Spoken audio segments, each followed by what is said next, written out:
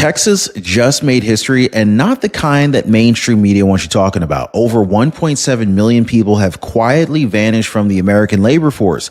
ICE raids are surging, entire communities are emptying out, and Democrats, they're running, not just from Texas, but from the consequences of the world that they built. And now Barack Obama, he's been forced off the sidelines. So for the first time in over a decade, Barack Obama is stepping in, not as a former president, but as the panicked architect of a collapsing coalition. Why? Because Trump is not just enforcing immigration law. He's reshaping the entire power structure of the United States, and Texas is ground zero.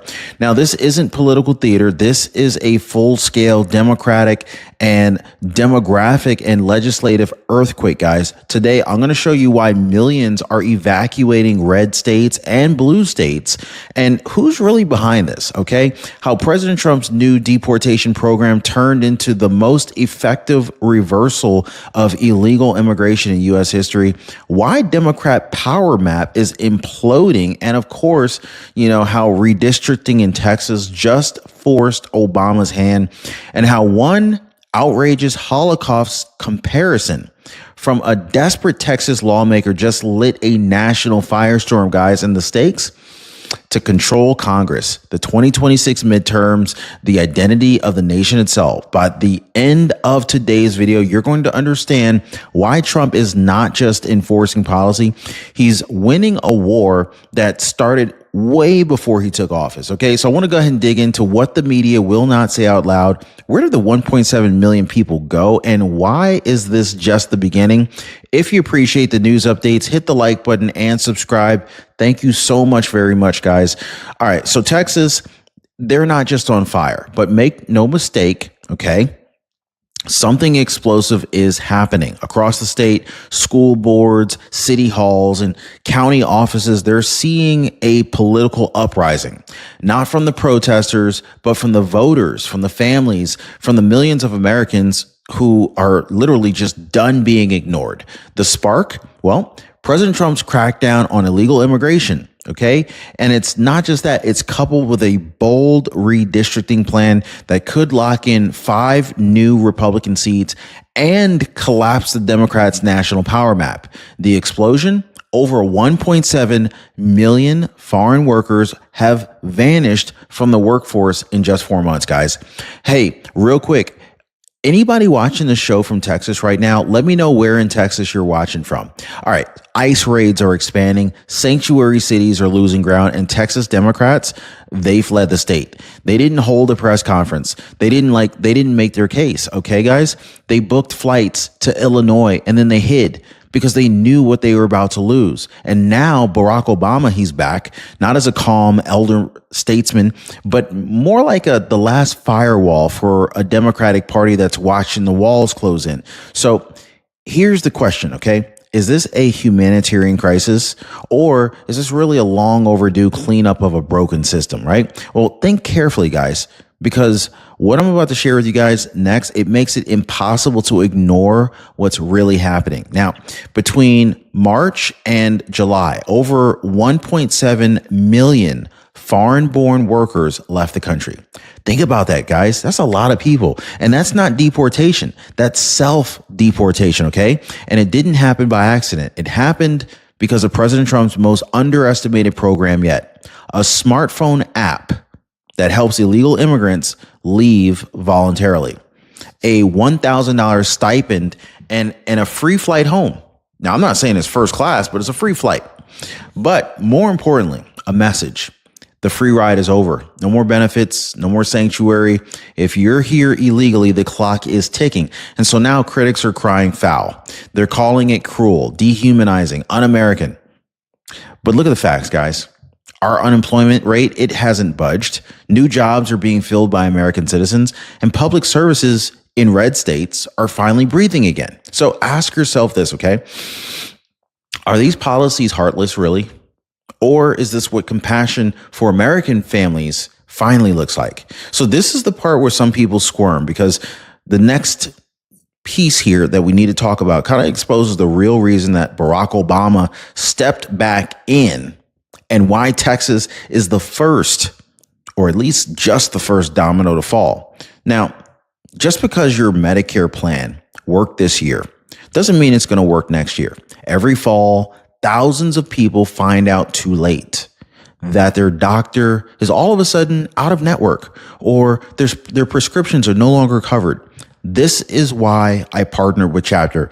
They're licensed advisors. They help you look ahead and stay ahead, okay?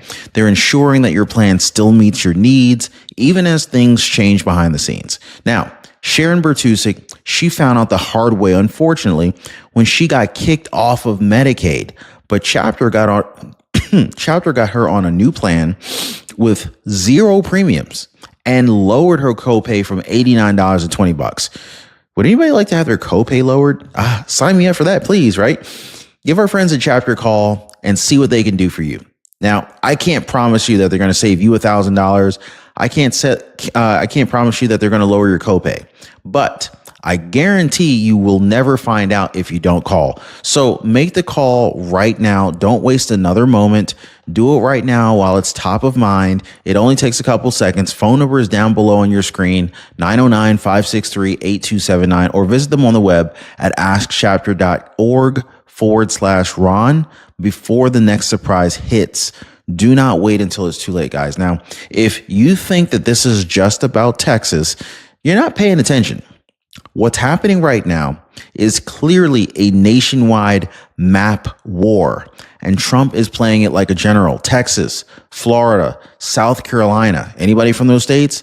They're not just gaining population, guys. They're gaining power, and they're redrawing the lines to reflect it.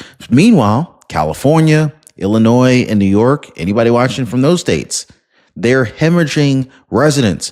Can anybody confirm, if you're watching from those states, are you seeing what I'm talking about here, guys?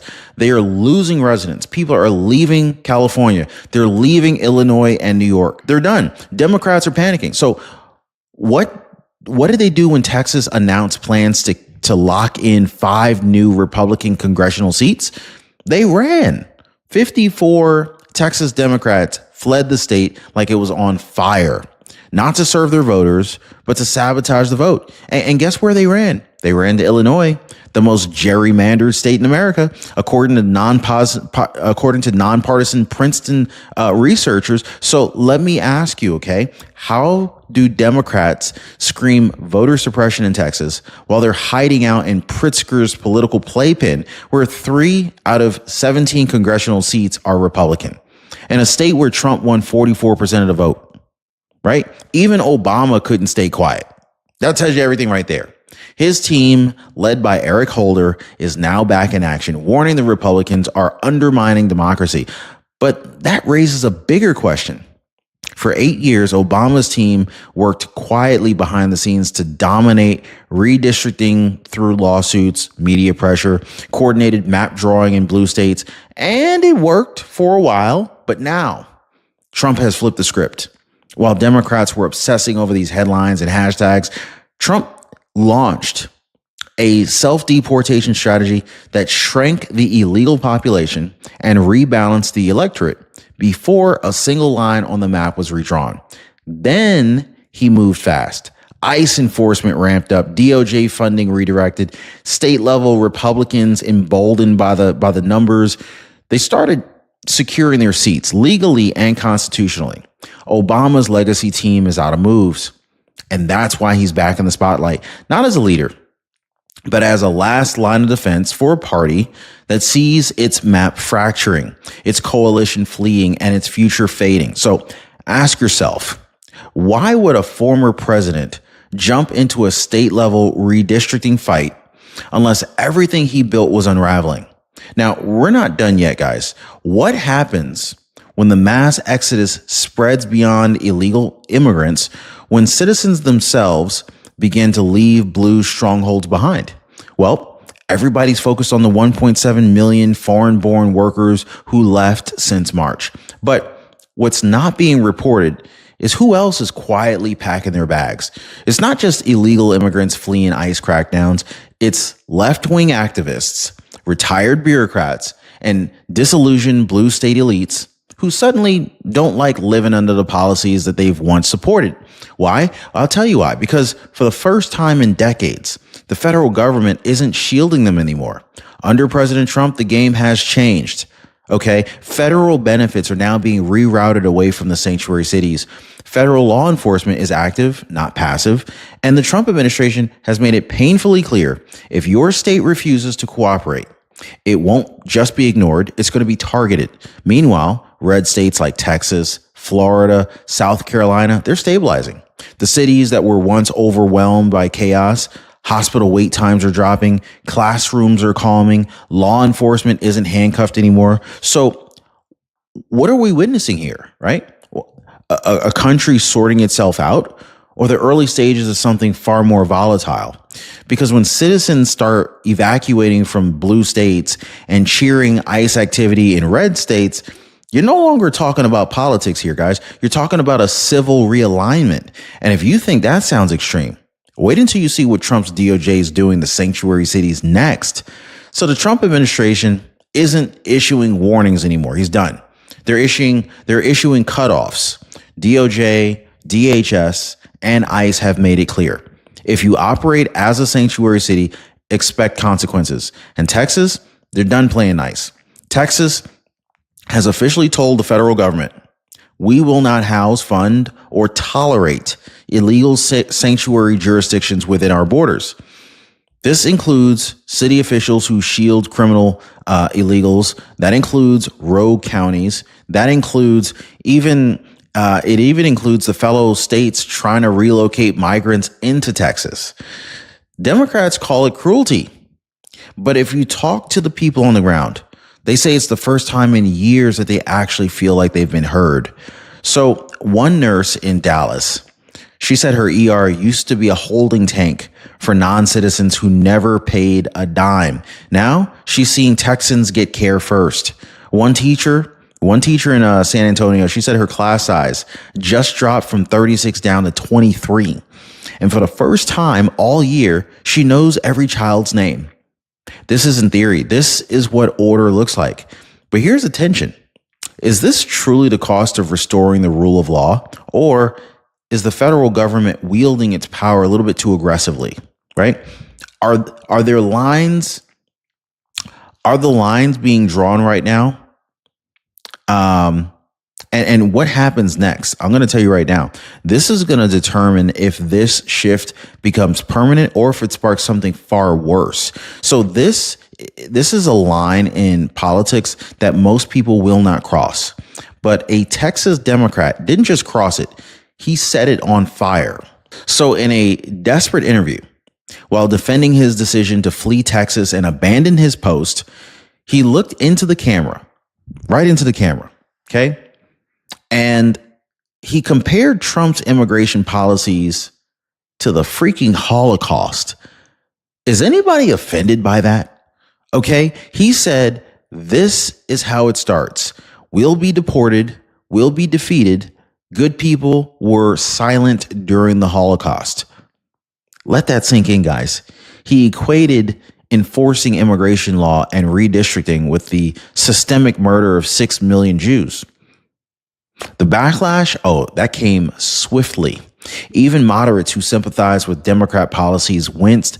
I mean, Senator Tim Scott, he said it best. He said, that's not passion. That's desperation. That's an insult to every survivor and every victim. But this isn't just about bad rhetoric. It's a signal. The left has lost control of the narrative, and they're reaching for shock factor. They're reaching for shame because they can't win on results. And what does it say about the strength of your argument if you have to compare your political opponents to Nazis just to get people to listen to you? You know, it says you're losing badly. But while the left is melting down on air, something even more staggering is quietly unfolding in the background. Now, for the first time in like 5 decades, more people are leaving America than entering it. It's called negative net migration, and it hasn't happened since the 1970s. Not during 9/11, not during the 2008 crash, not even during the COVID pandemic. But now, under President Donald J. Trump in 2025, we're seeing the first reversal. And this isn't an accident. This is by design. Trump promised to stop the flood, not just of illegal immigration, but of unchecked migration that shifted entire voting blocks, overwhelmed public services, and rewrote the map in favor of globalist policies. And guess what? He's doing it. From 2.8 million incoming migrants last year under Biden to potentially like below zero this year, because technically it's negative. That is a massive correction. This kind of shift here, this kind of shift that sends shockwaves through universities, hospitals, corporations, even voting districts. Now, some people call it isolationist. Trump calls it America first. Now, ask yourself, what if, was it ever sustainable to let millions of these illegals flow into America without infrastructure, without vetting or balance? Think about just the traffic.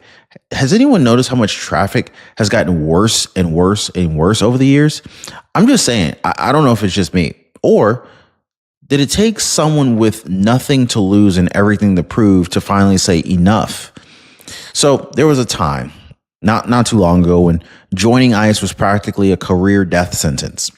During the Biden years, agents were muzzled, demoralized, and painted as villains by their own government. But in Trump's second term, that era is over. Since March, ICE has seen over 78,000 new applicants. That's not a typo. Thousands of Americans are now lining up to enforce immigration law. They want to restore order. They also want to serve their country in one of the most dangerous, but most now respected and rewarding federal agencies out there. And this isn't just entry-level recruiting either, guys. I'm talking retired agents, a nuancer rejoining active duty, $50,000 sign-on bonuses are drawing high-level talent. And for the first time in years, agents are being told, do your job and we'll back you. Now, I want to ask you guys, would you be interested in applying for an ICE role, working for ICE, if you got a $50,000 sign-on bonus? Let me know, guys. So why does this matter? Because a silent majority has become a mobilized force. They're not protesting in the streets. They're enlisting. They're volunteering. They're saying, hey, look, let's clean this up the right way. And if you're on the left, that should be terrifying, not because it's dangerous, but because it's working. Now, we're seeing patriotism in action, and it's spreading. And that brings us to the final point. If this started in Texas, you got to ask, where does it go next, right? I mean, Texas didn't just redraw a map. They redrew the playbook. And now the ripple effect, it's heading straight toward Florida, Georgia, Arizona, and even beyond that. Every state that saw population booms during the Biden exodus, it's now on the edge of a permanent shift, politically, demographically, and culturally. This is no longer about one policy, one president, or one border. This is about a battle for the soul of the country. This is one where Trump is doing more than winning debates. He's redesigning the battlefield. Redistricting? Yeah, that is only the start. Self-deportation, a warning shot. ICE recruiting, that is a single flare, guys. And Obama, he's not in control anymore. Obama is not responding. He's not leading, okay? Because Trump forced his hand and now the left is out of move. So here's your final question. Has President Trump reclaimed the nation state by state, map by map, border by border? Or are we witnessing the start of a deeper fracture, one that only history will fully define for us? Well, either way, one thing I think is pretty clear. Texas exploded first, and now the rest of the country is lighting the fuse. So if this video opened your eyes, make sure you're subscribed to the channel. Drop a comment. Tell me which state flips next. That's what I want to hear from you guys. Which state do you think is going to flip next? And do not miss the next video. It's already up and it connects everything we just covered here. YouTube thinks that this is the one that you want to see next. So I trust YouTube's opinion. Click that video and I'll see you on the other side.